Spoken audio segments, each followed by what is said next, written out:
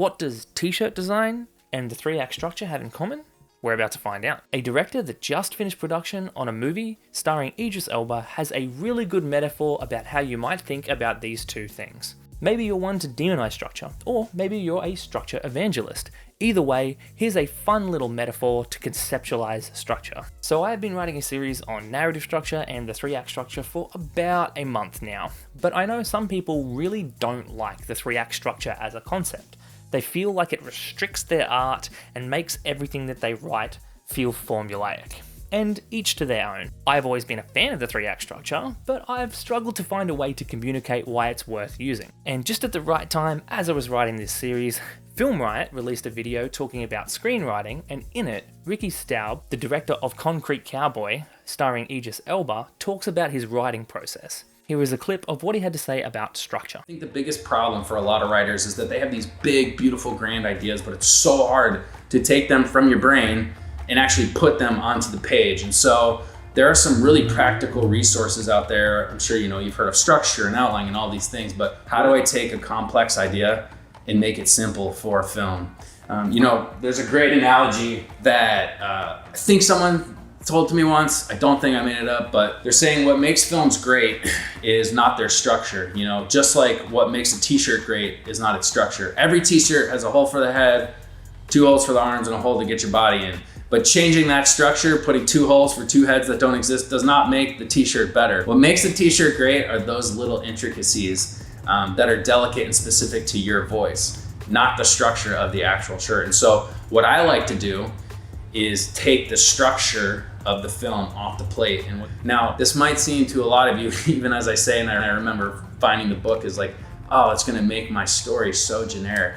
But again, that is not what makes your story unique. What makes your story unique is your vision, your characters, your voice, the people you see in this world, the way that you paint that world, the way that it flows from beginning to end, the way that you uniquely craft them. That's what makes your story your story.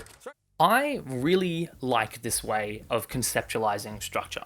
Everyone around the world uses the same model for what we think of as a t-shirt. The fact that we all wear t-shirts that are essentially the same isn't an issue. What matters is what's on the t-shirt, and through that you can get any number of crazy different garments. And changing the formula of what everyone expects a t-shirt to be doesn't necessarily mean that you get a better shirt. You can add a hole in for the neck, but it doesn't necessarily make it better. And making a shirt with a really wacky, crazy design doesn't instantly make a great shirt either. So sticking within this formula that everyone knows and focusing down on making the very best design that you can make that fits your vision is a perfectly fine way to make your first t-shirt. And probably your second. And probably your third. You could make an entire career out of just selling t-shirts with the exact same cut. Some could be funny, some could be serious, some could be throwaway, and some people will like some, and some people will like others. Sure, the fact that a t-shirt has specific things that make it a t-shirt is going to restrict you in certain ways, and you can play with this structure a little bit. But ultimately, the structure isn't what people are buying. What people are buying is the art on the t-shirt, and so you can be focusing on tailoring that art to the person that you want to reach. This is the same thing that I was trying to get across in the video that I released at the same time as this one called Why You Should Be Using the 3-Act Structure.